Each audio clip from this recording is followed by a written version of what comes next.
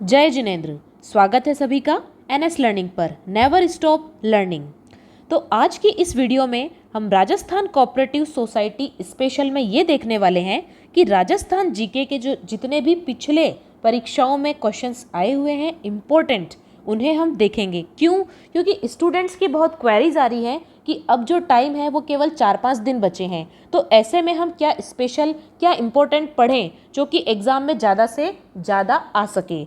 और कुछ स्टूडेंट्स ये भी बोल रहे थे कि जो हमारा सिलेबस है वो अभी तक कंप्लीट नहीं हुआ है, या फिर हम ऐसा क्या पढ़ें कम पढ़ करके अच्छा स्कोर जो है एग्ज़ाम में कर सकें। तो उसके लिए सबसे बेस्ट यही रहेगा कि जो पिछली परीक्षाओं में आए हुए क्वेश्चन हैं आप उन्हें देखें, उनके इर्द गिर्द जो टॉपिक्स हैं उन्हें पढ़ें और उन क्वेश्चन से रिलेटेड थोड़ा डिटेल में पढ़ करके जाएं। इस तरह आप लोग कम समय में इम्पोर्टेंट टॉपिक को ज़्यादा से ज़्यादा तैयार कर पाएंगे। तो आइए शुरू करते हैं प्रीवियस ईयर्स के क्वेश्चंस के साथ में। So this is our test 1 and question number 1 is Rajasthan atomic power station कहाँ है?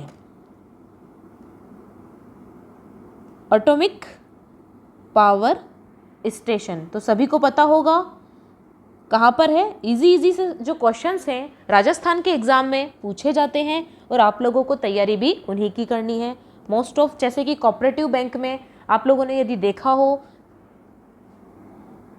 उनमें जो क्वेश्चन पूछे गए थे वो बहुत ही इजी पूछे गए थे, तो हमें भी इजी टू मॉडरेट की ही तैयारी करके चलनी है। तो राजस्थान एटॉमिक पावर स्टेशन जो है वो कहाँ पर है? रावत भाटा में है। रावत भाटा। तो देखिए इसे एटॉमिक क्यों कहा गया है?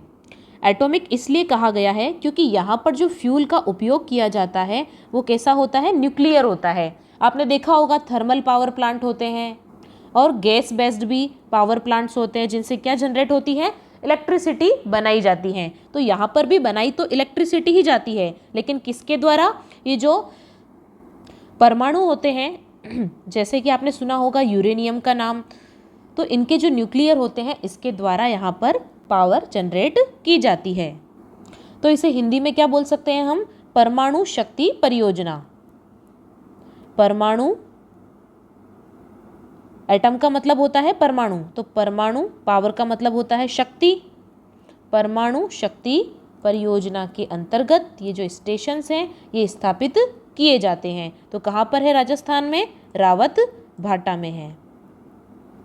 चलिए आगे देख लेते हैं। सर्वाधिक विक्रय मूल्य अर्जित करने वाला राजस्थान का खनिज कौन सा है? क्रय मूल्य, विक्रय मूल्य आप लोग मैथ्स में पढ़ते हैं, अच्छी तरीके से पता है आपको, ठीक है। तो विक्रय मूल्य जो है सबसे ज़्यादा किस खनिज द्वारा प्राप्त किया जाता है हमारे राजस्थान राज्य में? तो ये खनिज कौन सा है? संगमरमर। कौन सा खनिज है? संगमरमर। इसके द्वारा क्या किया जाता है? सबसे अच्छा पैसा जो है वो राजस्थान को प्राप्त होता है। अब देखिए यहाँ से जुड़ा हुआ एक इम्पोर्टेंट क्वेश्चन और क्या बन सकता है, एग्जाम में क्या आ सकता है। सेम क्वेश्चन भी कभी कभी रिपीट हो जाता है और इससे रिलेटेड ये बन सकता है कि जो ताजमहल है, नाम तो सबने सुना ही है, कि जो विश्व विख्यात ताजमहल है वो कहाँ से, कौन से पत्थर से बना हुआ है? मकराना राजस्थान के संगमरमर पत्थर का ही बना हुआ है। कहाँ का बना हुआ है? मकराना राजस्थान के संगमरमर के पत्थर जो हैं वो कहाँ पर लगे हुए हैं? ताजमहल में लगे हुए हैं। तो ये इम्पोर्टेंट क्वेश्चन है क्योंकि इसके अंदर जो पत्थर है उनका यूज़ राजस्थान के पत्थरों का किया गया है। Question number 3 very important. नदियों से रिलेटेड, झीलों से रिलेटेड क्वेश्चन तो ज़रूर आपके एग्जाम में आएंगे ही। तो मीठे पानी की एशिया की सबसे बड़ी झील कौन सी है तो एशिया की, लेकिन ये जो झील है वो कहाँ से बिलोंग करती है? राजस्थान से। तो राजस्थान की कौन सी झील है? जय संबंध। जय संबंध कहाँ पर है? सबको पता ही होगा, उदयपुर, ठीक है। और एग्जैक्टली पूछा जाए तो कहाँ पर है? उदयपुर सलुम्बर मार्ग पर। उदयपुर सलुम्बर मार्ग पर है, जो कि उदयपुर से 51 किलोमीटर दूरी पर स्थित है। कितनी दूरी पर? 51 किलोमीटर। तो जयसमंद झील से अगला क्वेश्चन क्या बन सकता है कि इस झील का जो नाम है वो किसके नाम पर पड़ा? तो ये पड़ा महाराणा जय सिंह के नाम पर। किसके नाम पर? महाराणा जय सिंह के नाम पर इस झील का नाम पड़ा। आई होप आपको इससे रिलेटेड सारी चीज़ें क्लियर हो गई है। चलते हैं नेक्स्ट क्वेश्चन पर। अभ्रक व तांबा उत्पादन में राजस्थान का कौन सा स्थान है? ठीक है, अभ्रक की बात की जा रही है और तांबे की बात की जा रही है, तो इनके उत्पादन में राजस्थान का कौन सा स्थान है, कौन सी रैंक है? तो इसका आंसर क्या होगा? दूसरा स्थान होगा। राजस्थान का कौन सा स्थान है? दूसरा। और एक चीज़ और कि राजस्थान जो है यहाँ पर काफ़ी सारे तरह तरह के खनिज पाए जाते हैं। और ऐसे देखा जाए भंडारों की दृष्टि से, देखिए 2 प्रकार से राजस्थान का स्थान आता है खनिजों में। ठीक है, बात कर रहे हैं अपन स्पेशली खनिज की। तो जो भंडारों की दृष्टि से यदि हम देखें कि पूरे देश में राजस्थान का कौन सा स्थान है, तो ये दूसरा स्थान है झारखंड के बाद में। ठीक है, पूरे देश के अंदर भी राजस्थान का दूसरा स्थान आता है। और यदि भंडारों की दृष्टि से तो सेकंड हो गया। उपलब्धता की बात की जाए कि कितना अवेलेबल है, भाई भंडार तो है यहाँ पर, लेकिन कितने भंडारों से कितना माल निकलता है, उपलब्धता की बात हो रही है यहाँ पर। तो उपलब्धता के मामले में जो अपना राजस्थान है वो तीसरे स्थान पर है। कौन से स्थान पर है? 3rd स्थान पे है। तो सबसे पहले जो है वो कौन है? एमपी और छत्तीसगढ़ है उपलब्धता के मामले में। कौन है? एमपी और छत्तीसगढ़। और 3rd स्थान किसका है? अपने राजस्थान का। अब देखिए, जब हम बात कर रहे हैं खनिज की, किसकी बात कर रहे हैं? खनिज की बात कर रहे हैं, तो आपको 1-2 इम्पोर्टेंट बातें और बता देती हूँ कि जो सबसे ज़्यादा खनिज है राजस्थान के अंदर वो कौन सा पाया जाता है? Rock phosphate. कौन सा पाया जाता है? रॉक फॉस्फेट पाया जाता है। तो देखिए यहाँ से क्वेश्चन कैसे बनेगा कि जो रॉक फॉस्फेट है वो राजस्थान के अंदर सर्वाधिक कहाँ पाया जाता है, ऐसे भी पूछ सकते हैं। या फिर सबसे ज़्यादा खनिज कौन सा है जो राजस्थान के अंदर पाया जाता है? That is rock phosphate. अब देखिए खनिज से और क्या क्वेश्चन बन सकता है कि ऐसे कौन से खनिज हैं जो सिर्फ और सिर्फ कहाँ पे पाए जाते हैं? राजस्थान में ही पाए जाते हैं। ऐसे कौन से खनिज हैं? जैसा कि हम बात करें सीसा की, सीसा का नाम सुना होगा आपने, जस्ता का नाम सुना होगा, सेलेनाइट है, वोलेस्टोनाइट है, आदि प्रकार के जो खनिज हैं वो सिर्फ कहाँ पर पाए जाते हैं? हमारे देश के हिसाब से बात करें तो राजस्थान में पाए जाते हैं। तो इस तरीके से ये खनिज भी क्या हो जाते हैं? इम्पोर्टेंट हो जाते हैं। तो आपको पता रहना चाहिए कि राजस्थान में कहाँ पाए जाते हैं, इनसे रिलेटेड भी क्वेश्चन बन सकते हैं। तो ये जो खनिज टॉपिक है इसे भी एक बार जरूर आप लोग पढ़ लीजिएगा। अगले क्वेश्चन पे चलते हैं। क्वेश्चन नंबर 5, राजस्थान में सर्वाधिक औद्योगिक इकाइयाँ, किसकी बात कर रहे हैं हम? औद्योगिक इकाइयों की, किस जिले में स्थापित है? भाई राजस्थान की राजधानी क्या है? जयपुर, वहीं पर स्थापित है। पिंक सिटी में स्थापित है, गुलाबी नगरी में स्थापित है। कौन? सर्वाधिक औद्योगिक इकाइयाँ। आपको याद रहे इस दृष्टि से मैं आपको थोड़ा सा इसका डिटेल में बता देती हूँ कि जो औद्योगिक इकाइयाँ हैं, जैसे कि बात करें हम सूचना प्रौद्योगिकी, इन्फॉर्मेशन की बात करते हैं हम, इंफॉर्मेशन टेक्नोलॉजी की, सूचना प्रौद्योगिकी हो गया, जैसे हैंडीक्राफ्ट हो गया। क्या हो गया? हैंडीक्राफ्ट। इससे संबंधित जो औद्योगिक इकाइयाँ हैं ये भी जयपुर में है। ऑटोमोबाइल की बात की जाए तो ऑटोमोबाइल के क्षेत्र में भी बहुत ज़्यादा ये जयपुर जो है वो विकसित है। इसी तरीके से कोई ज्वेलरी की बात हो गई, ये सारी जो औद्योगिक इकाइयाँ होती है बहुत सारी है इसी प्रकार की। ये सबसे ज़्यादा जो है राजस्थान के अंदर जयपुर जिले में स्थापित है। अब आया है एक वेरी इंपॉर्टेंट क्वेश्चन। देखिए जो अरावली पर्वतमाला है, पर्वत श्रृंखला है, ये काफ़ी पुरानी है। ठीक है, इस हिसाब से इसके ऊपर क्वेश्चन जो है जनरली बन जाते हैं। कई एग्जाम में इसके ऊपर क्वेश्चन आए हुए हैं। तो राजस्थान में कुल लंबाई कितनी है, जैसे कि एक क्वेश्चन ये बन गया, तो इसकी कुल लंबाई की बात की जाए वो तो है 692। टोटल लंबाई इन इंडिया, ध्यान से सुनिएगा, टोटल लंबाई इन इंडिया कितनी है? 692। लेकिन बात की जाए पर्टिकुलर राजस्थान राज्य की तो वो कितनी है? 550 किलोमीटर। कितनी है? 550 किलोमीटर। तो आप याद रखिएगा जो अरावली पर्वत श्रृंखला है 550 किलोमीटर है, बहुत ही सबसे पुरानी है। ये क्वेश्चन भी अभी पिछले जो कुछ एग्जाम हुए थे राजस्थान के उसके अंदर पूछा गया था कि कौन सी पर्वत श्रृंखला ऐसी है जो सबसे पुरानी है। इसी से संबंधित अगला क्वेश्चन क्या पूछा जा सकता है कि इसका जो निर्माण है वो कौन से युग में हुआ था? तो ये हुआ था प्री कैम्ब्रियन युग में। प्री कैम्ब्रियन युग में इसका निर्माण हुआ था। अब देखिए, जो लोग पटवारी की तैयारी कर रहे हैं वहाँ पे उनको भी बता देती हूँ कि पिछले पटवारी के एग्ज़ाम में जो है ये क्वेश्चन पूछा गया था कि ये कहाँ से किस दिशा की ओर फैली हुई है। तो ये फैली हुई है दक्षिण पश्चिम से उत्तर पूर्व की ओर। किधर? दक्षिण पश्चिम से उत्तर पूर्व की ओर फैली हुई है। मतलब ये जो क्वेश्चन है एग्जाम में आते रहते हैं इससे रिलेटेड, तो आप लोग अरावली पर्वत श्रृंखला के बारे में पढ़ करके जाइएगा। और एक चीज़ और बता देती हूँ इसके बारे में कि ये कहाँ से कहाँ तक फैली हुई है। तो गुजरात से दिल्ली तक। कहाँ से कहाँ तक?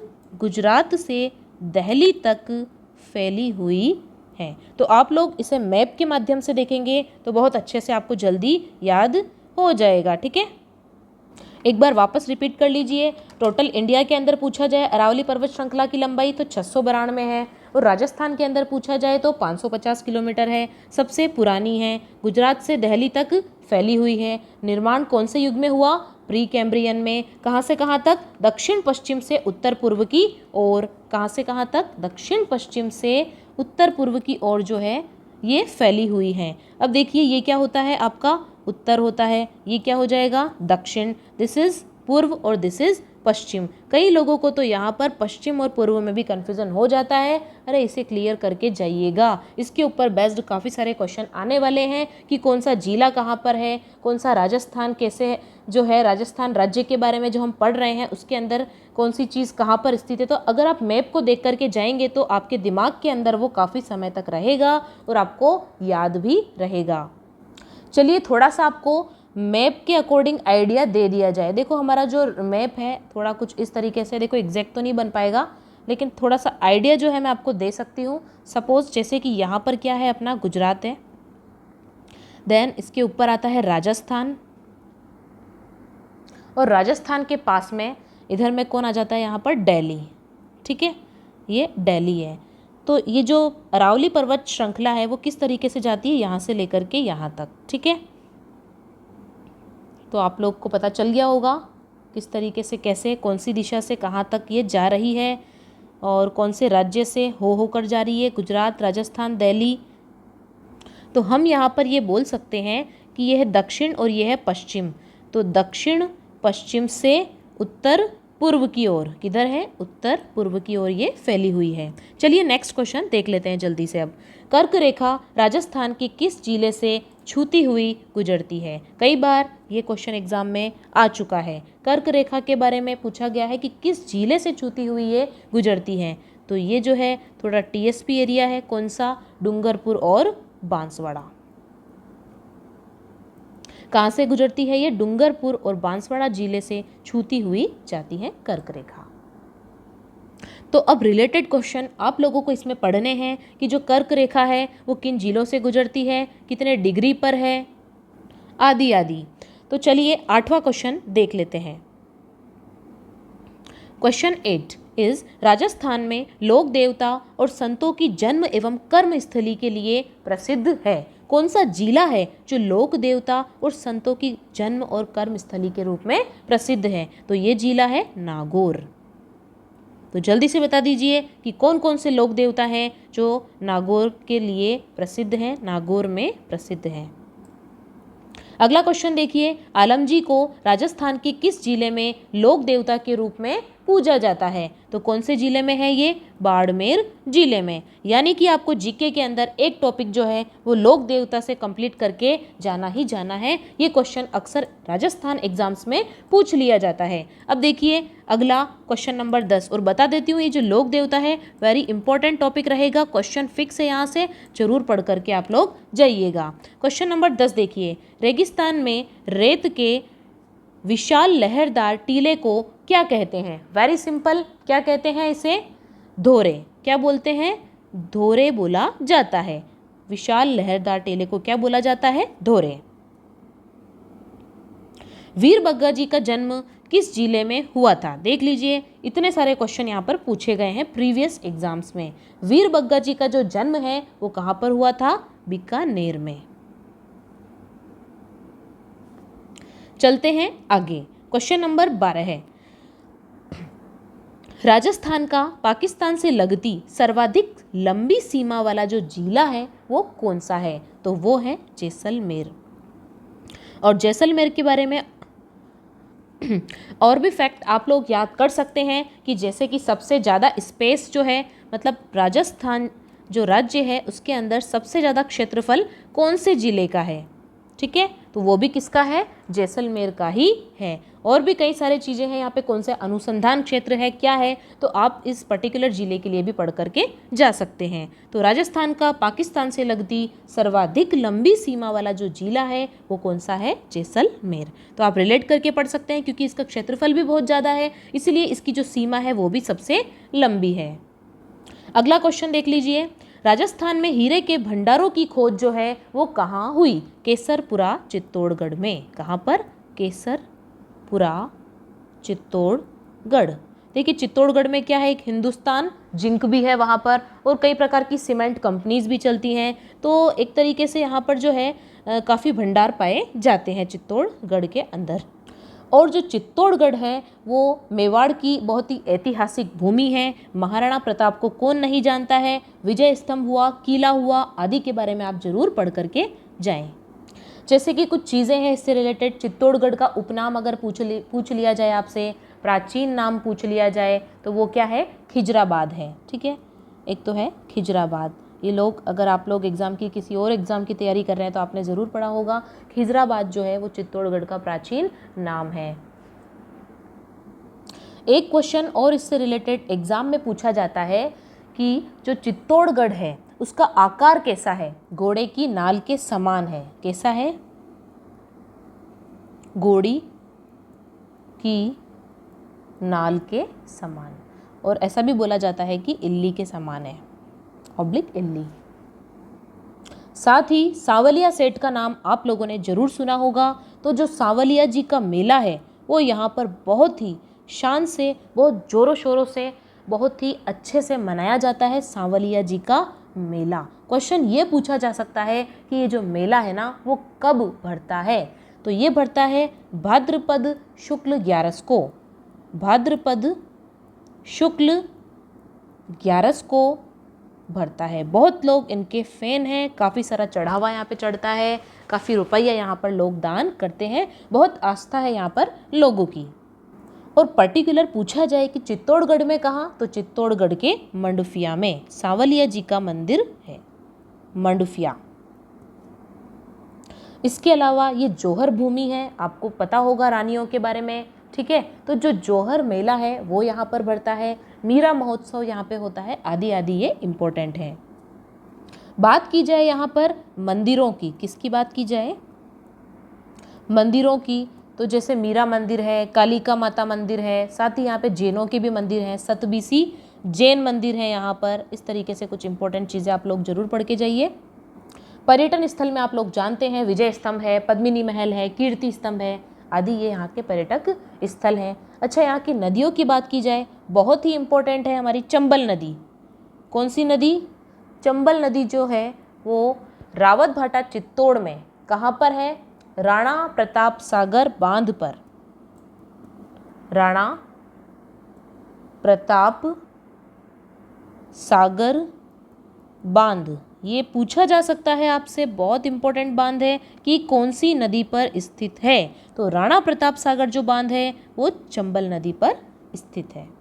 फिर अगेन इससे जुड़ करके एक सवाल बन सकता है कि ये जो बांध है, ये जो नदी है, इसके ऊपर क्या है, एक चूलिया जलप्रपात है। कौन सा जलप्रपात है, चूलिया जलप्रपात है। अब ये जो चूलिया जलप्रपात है इसको हम क्यों यहाँ पर मेंशन कर रहे हैं, क्योंकि ये राजस्थान का सबसे ऊंचा जलप्रपात है। क्या है, राजस्थान का सबसे ऊंचा जलप्रपात है, 18 मीटर का। वैसे ये मीटर वगैरह नहीं पूछे जाते हैं एग्जाम में, बस आपको नाम याद रखना है। देखिए अगला क्वेश्चन, राजस्थान के किस जिले का क्षेत्रफल सबसे ज़्यादा है। अभी हम लेटेस्ट डिस्कस ही किया था पीछे कुछ क्वेश्चन में कि जो जैसलमेर है उसका क्षेत्रफल सबसे ज़्यादा है। आइए नेक्स्ट क्वेश्चन देख लीजिए। रामदेव जी लोक देवता का प्रसिद्ध स्थान कौन सा है? रामदेव जी लोक देवता का प्रसिद्ध स्थान है खेड़ापा जोधपुर। कौन सा है? खेड़ापा जोधपुर इनका प्रसिद्ध स्थान है। अगला क्वेश्चन, राजस्थान में सर्वाधिक तहसीलों की संख्या किस जिले में है? तो ये किस में हो जाएगी? जयपुर में। याद रखने लायक क्वेश्चन है और आपको याद भी हो जाएगा। सर्वाधिक तहसीलों की संख्या कहाँ पर है? जयपुर में। The next important question is, Rajasthan में बरेठा बांध कहाँ पर है? तो ये है भरतपुर जिले में। बरेठा बांध की बात कर रहे हैं, कहाँ पर है? भरतपुर जिले में है। तो बांधों से संबंधित एक क्वेश्चन फिक्स आएगा, 1 से 2 क्वेश्चन आ सकते हैं। और कौन सी नदी पर कौन सा बांध है ये पूछा जा सकता है। झीलों के बारे में पूछा जाएगा आपसे। ओके, इसी तरीके से जलप्रपात से रिलेटेड क्वेश्चन बन सकता है। इम्पोर्टेंट जरूर आप लोग कवर करके जाइए। तो राजस्थान में बरेठा बांध कहाँ पर स्थित है? भरतपुर में स्थित है। राजस्थान का शासन सचिवालय कहाँ स्थित है? कौन नहीं जानता है? जयपुर में है। कहाँ पर है? शासन सचिवालय जयपुर में। अगला क्वेश्चन देखिए स्टार मार्क के साथ में, राजस्थान में मैग्नेसाइट कहाँ पर उत्पादित किया जाता है? तो ये उत्पादित किया जाता है अजमेर में। कहाँ पर उत्पादित किया जाता है? अजमेर में उत्पादित किया जाता है। जिस तरीके से ये राजस्थान सहकारी सोसाइटी के लिए एक इम्पोर्टेंट जिला है, उसी प्रकार से राजस्थान जीके के लिए भी one of the most important district आता है अजमेर। यदि पूछ लिया जाए आपसे कि पृथ्वीराज चौहान कहाँ का शासक था? तो अजमेर का था। ठीक है, अब जो पृथ्वीराज चौहान था वो कौन से युद्ध में मोहम्मद घोरी से हारा था? तो तराइन के कौन से युद्ध में? सेकंड युद्ध में। तो आप लोग मुझे जल्दी से ये बताइए कि जो तराइन का सेकंड युद्ध हुआ था वो कौन से सन में हुआ था? कब हुआ था तराइन का सेकंड युद्ध? ये तो आपको पता चल ही गया है, पृथ्वीराज चौहान और मोहम्मद घोरी के बीच में ये हुआ था। और क्या हुआ था यहाँ पर? पृथ्वीराज चौहान जो थे वो पराजित हो गए थे, इसीलिए यहाँ पर उस समय से क्या हो गई थी? मुस्लिम शासन की स्थापना हो गई थी। क्वेश्चन ये पूछ लिया जाए आपसे कि भारत का मक्का कौन से जिले को कहा जाता है? तो अजमेर को कहा जाता है, क्योंकि यहाँ पे दरगाह शरीफ है। ठीक है, अजयमेरू इसका प्राचीन नाम है। पूर्व का जिब्राल्टर भी इसे कहा जाता है। ये क्वेश्चन भी एग्जाम में पूछा गया है कि पूर्व का जिब्राल्टर किस जिले को कहते हैं? राजस्थान का नाका, ये भी इसका मुख्य उपनाम है। अब आप लोगों को रिमाइंड करवा देते हैं कि जो अजमेर में मुख्य पर्यटन स्थल है, क्या है? अजमेर में मुख्य पर्यटन स्थल कौन कौन से हैं? तो तारागढ़ दुर्ग बहुत जाना माना नाम है, तारागढ़ दुर्ग। इसके अलावा रूठी रानी का महल है यहाँ पर, क्या है? रूठी रानी का महल। केहरीगढ़ दुर्ग है यहाँ पर। 2.5 दिन का झोपड़ा है, 2.5 दिन का झोपड़ा है। इतने जल्दी इतने समय में इसको जो है तैयार कर लिया गया था। इसी तरीके से यहाँ पर पृथ्वीराज चौहान स्मारक है, तोरण द्वार है, किसका? बगेरा का तोरण द्वार है। ये सारे यहाँ पे इम्पोर्टेंट पर्यटन स्थल हैं। एक बात करें जैनों का प्रसिद्ध एक और है यहाँ पे पर्यटन स्थल, जिसका नाम है सोनी जी की नसिया। क्या है? सोनी जी की नसिया। इसकी खासियत क्या है? इसकी खासियत ये है कि ये जो पूरा मंदिर है ना वो सोने का बना हुआ है। किसका बना हुआ है? सोने का। नेक्स्ट क्वेश्चन, अकबर ने चित्तौड़ पर कब आक्रमण कर कब्जा कर लिया था? तो ये किया था उसने 1567 ईस्वी में। 1567। राजस्थान का क्षेत्रफल इजराइल से कितना गुना है? अब राजस्थान इतना बड़ा है कि इजराइल से भी बहुत ज़्यादा गुना बड़ा है। इजराइल क्या है? अपने आप में एक कंट्री है। आप सभी को या किसी को तो पता होगा ही कि जो इजराइल है वो एक कंट्री है और राजस्थान एक स्टेट है। तो ये जो स्टेट होकर के भी एक कंट्री से बहुत ज़्यादा बड़ा है। और ये कितने गुना है? इसका आंसर है 17 गुना। कितना हो जाएगा? 17 गुना बड़ा है। और ये जितने भी क्वेश्चन हम पढ़ रहे हैं वो किस में आए हुए हैं? एग्जाम में आए हुए हैं। आगे देखिए, बिसलपुर बांध किस नदी पर स्थित है? तो जो बिसलपुर बांध है वो ब और ब की सेम नाम राशि है, बनास नदी पर स्थित है। कहाँ पर है? बनास नदी पर। बिसलपुर बांध बनास नदी पर, काफ़ी बड़ा बांध ये है हमारे राजस्थान में। अभी हमने खनिजों की बात की थी, तो यहाँ पर वर्मिक्यूलाइट की बात आ गई है कि राजस्थान में कहाँ पर पाया जाता है, तो ये पाया जाता है अजमेर में। अगला क्वेश्चन देखिए, कर्क रेखा को 2 बार पार करने वाली नदी कौन सी है? पहले तो हमने देखे थे जिले कौन से हैं, अब हम बात कर रहे हैं नदी की। तो नदी कौन सी है? ये है माही नदी। माही को तो सब लोग जानते ही हैं, MS धोनी को। कर्क रेखा से 2 बार कौन सी नदी जो है पार करती है? दैट इज माही नदी। अगला क्वेश्चन देखिए, ऊपर माल क्या है? अब ये ऊपर माल क्या होता है? ये एक प्रकार का पठारी क्षेत्र होता है, या आप कह लीजिए कि ये क्या है? एक पठारी भूमि है। क्या है? ऊपर माल क्या है? पठारी भूमि है। अब ये जो पठारी भूमि है किन 2 जिलों के बीच में स्थित है? तो हम ये कह सकते हैं कि चित्तौड़गढ़ और भीलवाड़ा के बीच में जो पठारी भूमि है वो क्या कहलाती है? ऊपर माल कहलाती है। ऊपर माल कहलाती है उत्तर चित्तौड़गढ़ और भीलवाड़ा के बीच में। अगला क्वेश्चन देख लीजिए 26, राजस्थान के कौन से भाग में सर्वाधिक वर्षा होती है? वर्षा की बात हो रही है यहाँ पर, तो ये होती है दक्षिणी पूर्वी। कौन से भाग में हो रही है? दक्षिण, और ये कौन सा हो गया? पूर्व। तो इस भाग में जो होती है वो सबसे ज़्यादा वर्षा होती है। और इधर में कौन आते हैं? जैसे कोटा हो गया, झालावाड़ हो गया, यहाँ पर सबसे ज़्यादा जो है वर्षा होती है। और यदि पर्टिकुलर जिले की बात की जाए ना, तो वो कौन सा है? झालावाड़। सर्वाधिक वर्षा कहाँ होती है? झालावाड़ जिले के अंदर। और यदि दिशा पूछी जाए तो दक्षिणी पूर्वी जिलों के अंदर सबसे ज़्यादा वर्षा होती है। चलिए अगला इंपॉर्टेंट क्वेश्चन देखते हैं कि राजस्थान की शरण स्थली किसे कहा जाता है? राजस्थान की शरण स्थली कहा जाता है चंबल को। किसको कहा जाता है? चंबल को। नेक्स्ट क्वेश्चन देखिए, राणा प्रताप और अकबर की सेना के मध्य हल्दी घाटी का प्रसिद्ध युद्ध किस दिन प्रारंभ हुआ?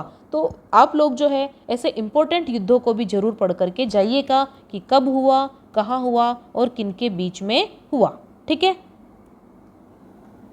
तो किस दिन प्रारंभ हुआ था? ये हुआ था 1576 को, और डेट पूछी जाए तो 18 जून। ठीक है, 18 जून 1576। ये तो ऑलमोस्ट सभी को पता होगा। 1576 में जो है हल्दी घाटी का युद्ध प्रारंभ हुआ था, लेकिन डेट क्या है? 18 जून को प्रारंभ हुआ था, जो कि राणा प्रताप और अकबर की सेना के मध्य में था। Now the next question is, देश की एकमात्र टंगस्टन का खान राज्य में कहाँ स्थित है? ये है डेगाना नागौर में। कहाँ पर है? डेगाना नागौर। देश की एकमात्र टंगस्टन का खान, भाई इस पे गौर कीजिएगा, तो आपको ऐसी ही इंपॉर्टेंट चीज़ें पढ़ करके जानी है। तो ये कहाँ पर है? डेगाना नागौर में। अगला क्वेश्चन देखिए, राजस्थान में जैमस्टोन औद्योगिक पार्क किस जिले में स्थित है? किस जिले में स्थित है? तो ये स्थित है जयपुर में। कहाँ पर स्थित है? जयपुर। जैमस्टोन औद्योगिक पार्क की बात हो रही है, जयपुर में स्थित है। अगला क्वेश्चन देखिए, गोगा जी लोक देवता का प्रसिद्ध स्थान कौन सा है? तो गोगा जी का नाम आ गया, तो कहाँ पर है? गोगा मेड़ी हनुमानगढ़। कहाँ पर होगा? गोगा मेड़ी हनुमानगढ़ में गोगा जी लोक देवता का प्रसिद्ध स्थान है। नेक्स्ट क्वेश्चन देखिए आप लोग, किस एक्ट में लड़की के लिए विवाह की उम्र 18 वर्ष निर्धारित की गई है? किस एक्ट में लड़की की विवाह की उम्र 18 वर्ष निर्धारित की गई है? तो ये की गई है शारदा एक्ट। कौन सा एक्ट है? शारदा एक्ट 1930। शारदा एक्ट 1930 के माध्यम से लड़की के लिए विवाह की उम्र 18 वर्ष निर्धारित की गई है। लड़के की उम्र जो है आप लोग कमेंट बॉक्स में बताएं।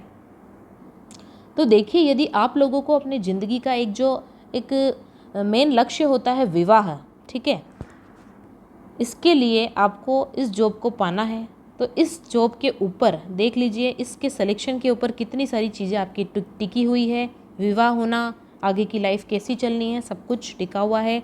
तो आप लोग अच्छे से मेहनत करिए और क्वेश्चन नंबर 33 पर आ जाइए। राजस्थान की सीमा से लगे पड़ोसी राज्य कौन कौन से हैं? आपको पता होना चाहिए कि जो राजस्थान की सीमा है वहाँ से पड़ोसी राज्य कौन कौन से टच में आ रहे हैं, किससे? सीमा से। राजस्थान की सीमा से बात कर लेते हैं तो जैसे पश्चिम की बात करते हैं अपन लोग इधर, ठीक है, तो पश्चिम में कौन आता है? इधर में पाकिस्तान, ठीक है, तो इसके पश्चिम में कौन है? ठीक है, अच्छे से बताते हैं। इसके पश्चिम में है पाकिस्तान।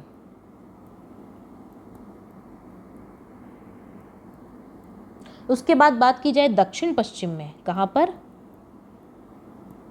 मैप को अपने माइंड में रखिए और देख लीजिए, ये दक्षिण है और ये पश्चिम है। तो दक्षिण पश्चिम एरिया की बात करें तो क्या है? गुजरात। यहाँ पे है आपका गुजरात। फिर नेक्स्ट बात करें अपन दक्षिण पूर्व में, ये है दक्षिण और इधर है पूर्व। तो दक्षिण पूर्व में कौन आ जाएगा? यहाँ पर मध्य प्रदेश। दक्षिण पूर्व में एमपी, मध्य प्रदेश। फिर बात करते हैं उत्तर की, तो उत्तर में आप लोग जानते हैं पंजाब आ गया अपना, और उत्तर पूर्व की बात कर ली जाए तो हरियाणा। तो पंजाब और हरियाणा उत्तर की साइड में है।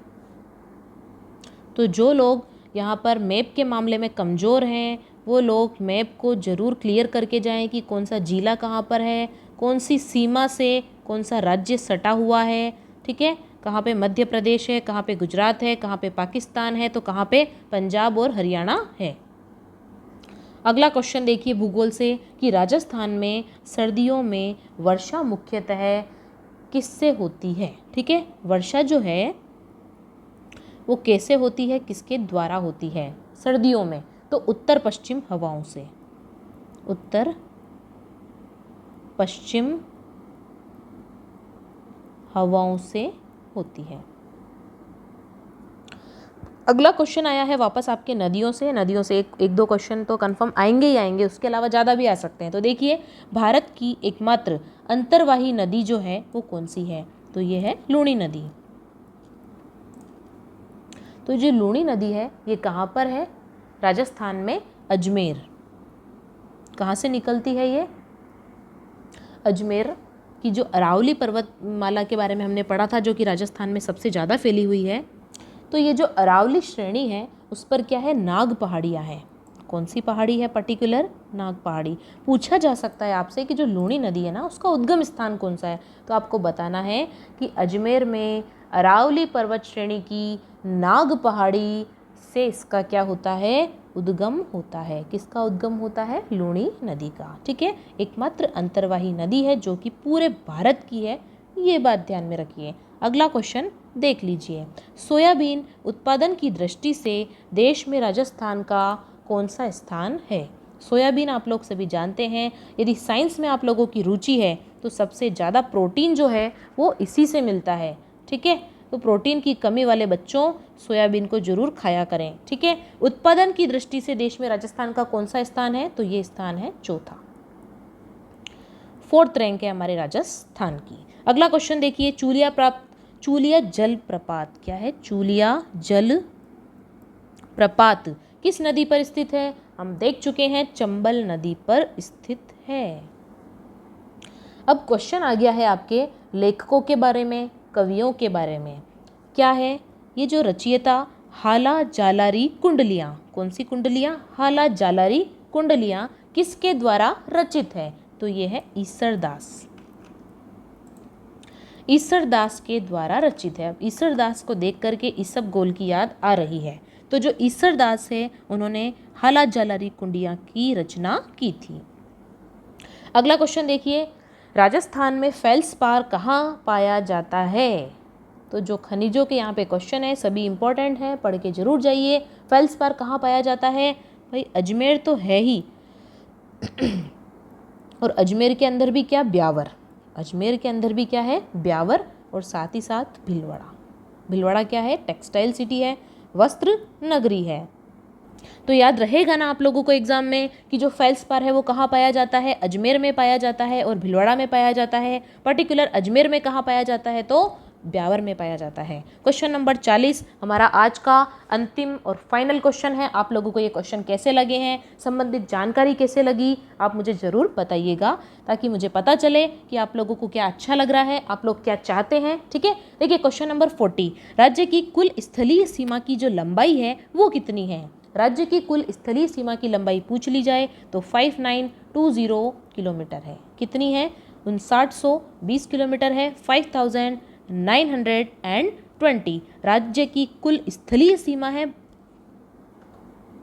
अगली वीडियो में मिलेंगे हम कुछ और नए टॉपिक के साथ में, कुछ और अच्छे क्वेश्चंस के साथ में, और इसी तरीके से आप लोग भी अपनी तैयारी करें। जो क्वेश्चंस पिछले एग्जाम्स में, राजस्थान के एग्जाम्स में पूछे गए हैं उन्हें भी पढ़ें और उनसे संबंधित टॉपिक को भी क्लियर करते हुए चलें। यदि आप चाहते हैं कि इम्पोर्टेंट पढ़ लिया जाए लास्ट टाइम पे टाइम की कमी होने से, तो मिलते हैं नेक्स्ट वीडियो में। तब तक के लिए अपना ध्यान रखिए, अच्छे से पढ़ाई कीजिए और सिलेक्शन की ओर अपने कदम बढ़ाएं।